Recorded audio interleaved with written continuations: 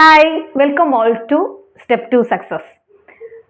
നമ്മൾ പഞ്ചവത്സര പദ്ധതികൾ കുറച്ചായിട്ട് ഇങ്ങനെ ചെയ്തു വരികയാണല്ലോ. 9 പദ്ധതി വരെ നമ്മൾ ചെയ്തിട്ടുണ്ട്. അപ്പോൾ ഇന്ന് നമ്മൾ ഡിസ്കസ് ചെയ്യുന്നത് 10ാം പഞ്ചവത്സര പദ്ധതിയാണ്. ഓക്കെ, ഞാൻ ബാക്കി പദ്ധതികൾ ഒരു പ്ലേ ലിസ്റ്റാക്കി തരുന്നുണ്ട്. അപ്പോൾ എന്ത് ചെയ്യുക, ഇതുവരെയും കണ്ടിട്ടില്ലാത്തവരുണ്ടെങ്കിൽ അതുകൂടെ ഒന്ന് കൃത്യമായിട്ട് ഇത് കണ്ടുപോകണേ മക്കളെ. എക്കണോമിക്സിന്റെ ഭാഗത്ത് നിന്ന് എപ്പോഴും ഞാൻ പറയാറുണ്ടെങ്കിൽ പുതിയ വ്യൂവേഴ്സ് ആരെങ്കിലും ഉണ്ടെങ്കിൽ അവർക്ക് വേണ്ടിയിട്ടാണ് പറയുന്നത്. എല്ലാ പരീക്ഷകളിലും റിപ്പീറ്റ് ചെയ്യുന്ന ഒരു മേഖലയാണ് പഞ്ചവത്സര പദ്ധതികൾ. വളർച്ചാ നിരക്ക്, എന്തായിരുന്നു പ്രധാനപ്പെട്ട ലക്ഷ്യങ്ങൾ, അല്ലെങ്കിൽ അടുത്തിടെ നമ്മൾ കണ്ടുവരുന്ന ഒരു ക്വസ്റ്റ്യൻ്റെ ഒരു പാറ്റേൺ എന്ന് പറയുന്നത് ഏതെങ്കിലും ഒരു പ്രോജക്റ്റ് തന്നിട്ട് അത് ഏത് പഞ്ചവത്സര പദ്ധതിയുടെ കാലഘട്ടത്തിൽ എന്നാണ് ചോദിക്കുന്നത് അല്ലേ. അപ്പോൾ നമ്മളിപ്പോൾ ഈ പഞ്ചവത്സര പദ്ധതിയുടെ കാലഘട്ടം, ലക്ഷ്യം, വളർച്ചാ നിരക്കൊക്കെ ഒരു പക്ഷേ നിങ്ങൾ പഠിച്ചു വെച്ചിട്ടുണ്ടെങ്കിലും പ്രോജക്ട്സ് വരുമ്പോൾ അത് ഏത് പഞ്ചവത്സര പദ്ധതിയുടെ കാലഘട്ടത്താണെന്ന് നമുക്ക് അറിയാൻ പറ്റാതെ വരുന്നുണ്ട്. പുതിയ മാറുന്ന PSC ട്രെൻഡിനനുസരിച്ച് നമ്മൾ മാറിയേ പറ്റൂ. എന്ത് ചെയ്യുക, സൂപ്പറായിട്ട് തന്നെ പഠിച്ചുകൊള്ളുക.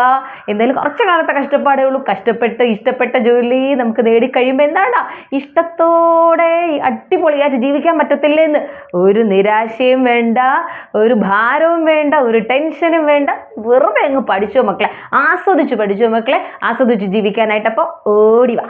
യെസ്, 10ാം പഞ്ചവത്സര പദ്ധതി. 10ാം പഞ്ചവത്സര പദ്ധതിയുടെ കാലഘട്ടത്തിൽ ആരായിരുന്നു? പ്രൈം മിനിസ്റ്റർ AB വാജ്പേയി ആയിരുന്നു. AB വാജ്പേയിയുടെ കാലഘട്ടത്തിലാണ് 10ാം പഞ്ചവത്സര പദ്ധതി അല്ലേ. കേരള വികസന മോഡൽ പദ്ധതി എന്നറിയപ്പെടുന്നത് 10ാം പഞ്ചവത്സര പദ്ധതിയാണ്. റിപ്പീറ്റഡ് ക്വസ്റ്റ്യൻ ആണ്. കേരള മോഡൽ വികസന പദ്ധതി, പഞ്ചവത്സര പദ്ധതി എന്നറിയപ്പെടുന്നത് 10ാം പഞ്ചവത്സര പദ്ധതിയാണ്. ആരുടെ കാലഘട്ടത്തിലാ കുഞ്ഞുങ്ങളെ? AB വാജ്പേയിയുടെ കാലഘട്ടത്തിൽ. AB വാജ്പേയിയുടെ ജന്മദിനം എന്താ? AB വാജ്പേയിയുടെ ജന്മദിനം ഡിസംബർ 25-നാണ്. ഡിസംബർ 25-ന്റെ പ്രത്യേകത എന്താ? AB വാജ്പേയിയുടെ ജന്മദിനം ആയതുകൊണ്ടാണോ ക്രിസ്മസ്? അല്ല, പിന്നെ എന്തുവാണ് മക്കളെ? ഗുഡ് ഗവേണൻസ് ഡേ, സദ്ഭരണ ദിനമാണ്. ഡിസംബർ 25 സദ്ഭാവന അല്ല, സദ്ഭരണ ദിനമാണ്. ഗുഡ് ഗവേണൻസ് ഡേ, AB വാജ്പേയിയുടെ ജന്മദിനം. ഓക്കെ, അപ്പോൾ കാലഘട്ടം നോക്കിയേ, 2002, 2007. 10ാം പഞ്ചവത്സര പദ്ധതിയുടെ കാലഘട്ടം 2002, 2007. 2002, 2007 ആണ് കേരള മോഡൽ വികസന പദ്ധതി എന്നറിയപ്പെടുന്നു. കേരള മോഡൽ വികസന പദ്ധതി എന്നറിയപ്പെടുന്നു. നോക്കി, ഇതിന്റെ പ്രധാനപ്പെട്ട ഒരു ലക്ഷ്യം എന്ന് പറയുന്നത് ആദായകരമായ തൊഴിലവസരങ്ങൾ സൃഷ്ടിക്കുക. എന്താണ് മക്കളെ? ആദായകരമായ തൊഴിലവസരങ്ങൾ സൃഷ്ടിക്കുക. ആദായകരമായ തൊഴിലവസരങ്ങൾ സൃഷ്ടിക്കുക. അതുപോലെ തന്നെ നമ്മുടെ 2001-ലെ സെൻട്രൽ സ്റ്റാറ്റിസ്റ്റിക്കൽ ഡാറ്റ പ്രകാരം എന്താണ്, അതിന്റെ കണക്കുകൾ അനുസരിച്ച് സ്ത്രീ ശാക്തീകരണം മെച്ചപ്പെടുത്തുക. അതിന്റെ കണക്കുകൾ വന്നപ്പോൾ ഇച്ചിരി മോശമായിട്ട് തോന്നിക്കാണും വലിയ. അപ്പൊ എന്താണ്? സ്ത്രീ ശാക്തീകരണം മെച്ചപ്പെടുത്തുക, ആദായകരമായ തൊഴിലവസരങ്ങൾ സൃഷ്ടിക്കുക, വർഷം തോറും 8% GDP വളർച്ചാ നിരക്ക് കൊണ്ടുവരിക. വർഷം തോറും 8% GDP വളർച്ചാ നിരക്ക് ഉയർത്തുക.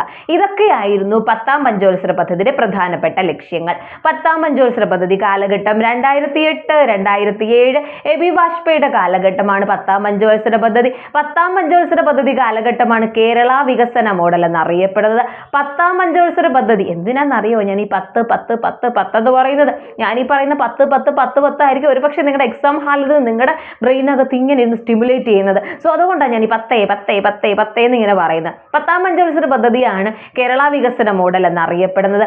10ാം പഞ്ചവത്സര പദ്ധതിയുടെ ലക്ഷ്യങ്ങളായിരുന്നു ആദായകരമായ തൊഴിലവസരങ്ങൾ സൃഷ്ടിക്കുക, 2001-ലെ സെൻട്രൽ സ്റ്റാറ്റിസ്റ്റിക്കൽ ഡാറ്റ പ്രകാരം സ്ത്രീ ശാക്തീകരണത്തിന് പ്രാധാന്യം നൽകുക, വർഷം തോറും 8% GDP വളർച്ചാ നിരക്ക് ഉയർത്തിക്കൊണ്ടുവരിക. വർഷം തോറും 8% GDP വളർച്ചാ നിരക്ക് ഉയർത്തിക്കൊണ്ടുവരിക. ഓക്കെ, ഈ കാലഘട്ടത്തിൽ, അതായത് ഈ 10ാം പഞ്ചവത്സര പദ്ധതിയുടെ കാലഘട്ടത്തിൽ കുറച്ചധികം പ്രോജക്ട്സ് ഒക്കെ വരുന്നുണ്ടായിരുന്നു കേട്ടോ. ഏതൊക്കെയാ? നമ്മൾ പുരാ പദ്ധതി വരുന്നു. പുരാ എന്ന് കേൾക്കുമ്പോൾ തന്നെ നമുക്ക് ആരെയാണ് ഓർമ്മ വരുന്നത്? ഡോക്ടർ APJ അബ്ദുൽ കലാമിനെ ഓർമ്മ വരുന്നത്. പുരാ പദ്ധതിക്ക് പിന്നിൽ ക്ഷീണം പ്രവർത്തിച്ച മനുഷ്യനാ ആര്? APJ അബ്ദുൽ കലാം എന്ന് പറയുന്നത്. APJ Abdul Kalam missile complex എവിടെയാണ് സ്ഥിതി ചെയ്യുന്നത്? APJ Abdul Kalam missile complex സ്ഥിതി ചെയ്യുന്നത് ഹൈദരാബാദിലാണ്. APJ Abdul Kalam missile complex സ്ഥിതി ചെയ്യുന്നത് എവിടെയാണ്? ഹൈദരാബാദ്. ഒന്നുകൂടെ പറഞ്ഞാൽ ഇങ്ങനെ പറയാം, ISROയുടെ മിസൈൽ കോംപ്ലക്സ് ആരുടെ പേരിൽ പുനഃനാമകരണം ചെയ്തു? APJയുടെ പേരിൽ പുനഃനാമകരണം ചെയ്തു. എടാ, ഹൈദരാബാദ് എന്ന് കേൾക്കുന്നത് തന്നെ എന്താണ്? ഒരു ചോദ്യങ്ങളുടെ അല്ലെങ്കിൽ ചോദ്യങ്ങളുടെ ഒരു കൂമ്പാരമാണ് ഏത് ഹൈദരാബാദ് എന്ന് പറയുന്നത്. National Remote Sensing Agency Nehru Zoological Park ഹൈദരാബാദിലാണ്. രാജീവ് ഗാന്ധി ഇന്റർനാഷണൽ എയർപോർട്ട് ഹൈദരാബാദിലാണ്. ഇന്ത്യയിൽ ആദ്യമായി പന്നിപ്പനി റിപ്പോർട്ട് ചെയ്തത് ഹൈദരാബാദ്. ഇന്ത്യയുടെ ഹൈടെക് സിറ്റി ഹൈദരാബാദ്. ഇന്ത്യയിലെ ആദ്യത്തെ ദളിത് യൂണിവേഴ്സിറ്റി നിലവിൽ വന്നത് ഹൈദരാബാദിലാണ്. ഇന്ത്യൻ എയർഫോഴ്സ് അക്കാഡമി സ്ഥിതി ചെയ്യുന്നത് ഹൈദരാബാദിലാണ്. ഒത്തിരി പ്രത്യേകതകളുള്ള ഹൈദരാബാദാണ് കേട്ടോ.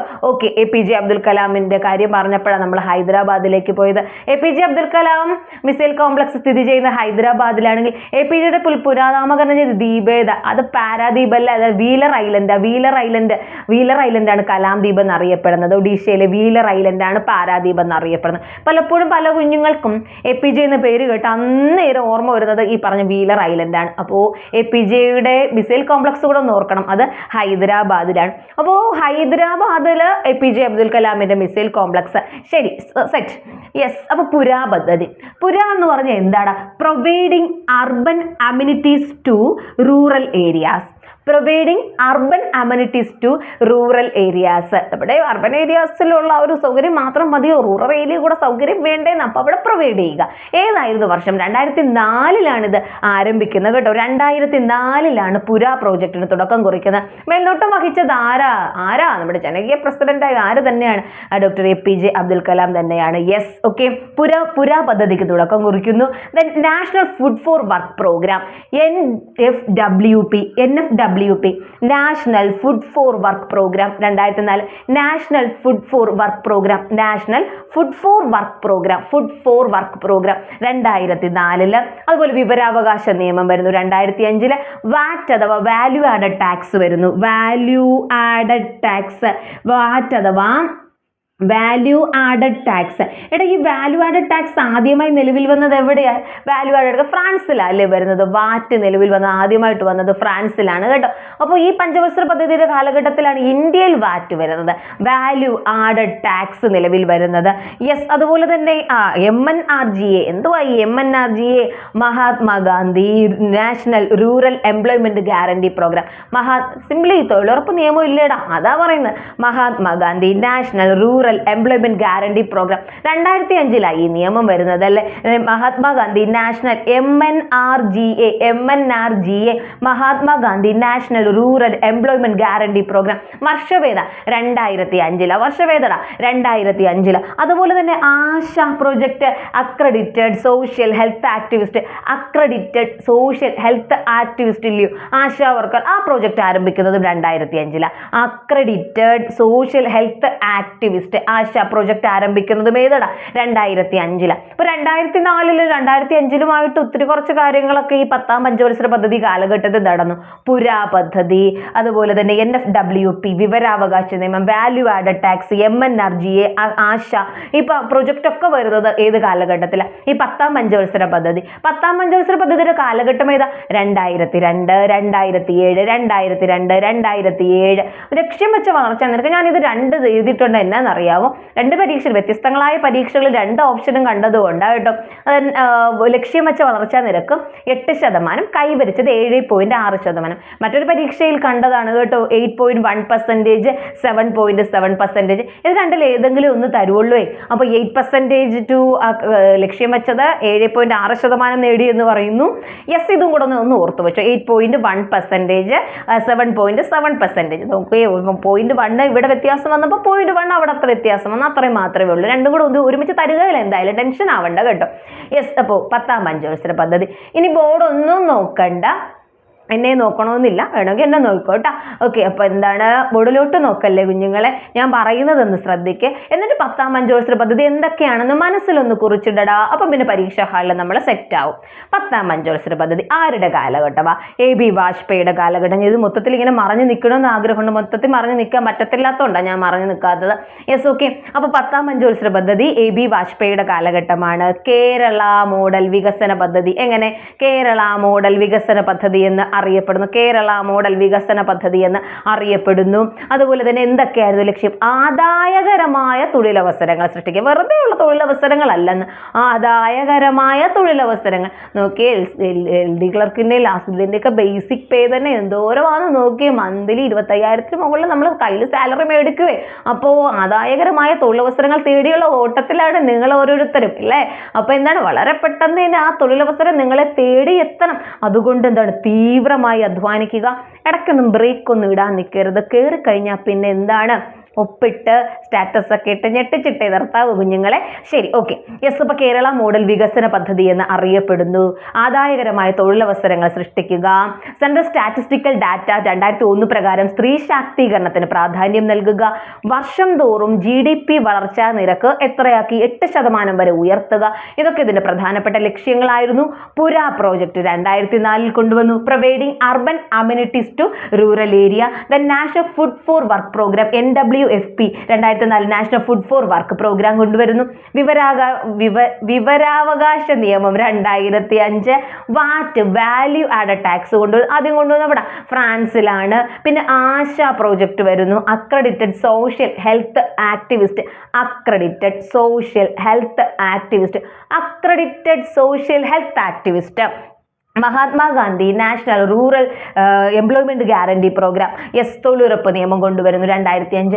ലക്ഷ്യം വെച്ച വളർച്ചാ നിരക്ക് എത്രയാ, 8%. എന്നാൽ കൈവരിച്ചത് 7.6%. അല്ലെങ്കിൽ നമ്മളിങ്ങനെ പറയും, ലക്ഷ്യം വെച്ച വളർച്ചാ നിരക്ക് 8.1%. എന്നാൽ നേടിയെടുത്തതാണെങ്കിലും 7.7%. യെസ്, അപ്പോൾ എന്താണ് മക്കളെ, നിങ്ങൾ ആവേശത്തോടും കൂടെ പഠിക്കുന്നുണ്ടോ? നോട്ടിഫിക്കേഷൻസ് വന്ന് കഴിയുമ്പോഴെങ്കിലും നന്നായിട്ട് പഠിക്കുക. ലൈഫൊക്കെ സൂപ്പറായിട്ട് സെറ്റ് ആക്കുക കേട്ടോ. അപ്പോൾ എന്തായാലും വേറെ ഏതെങ്കിലും ടോപ്പിക്കൊക്കെ നിങ്ങൾക്ക് ആവശ്യമുണ്ട്, വളരെ നോട്ടിഫിക്കേഷനൊക്കെ വിളിച്ചു കഴിഞ്ഞ സ്ഥിതിക്ക് ഒരു പക്ഷേ നിങ്ങളുടെ മനസ്സിലും പഠിക്കാനുള്ള ഒരു ആവേശമൊക്കെ വന്നിട്ടുണ്ടാവും. ആവശ്യമുള്ള ടോപ്പിക്ക് കമൻറ്റ് ചെയ്ത് അറിയിക്കുക. വളരെ വൈകാതെ തന്നെ ആ ടോപ്പിക്ക് നിങ്ങളുടെ മുമ്പിൽ എത്തും.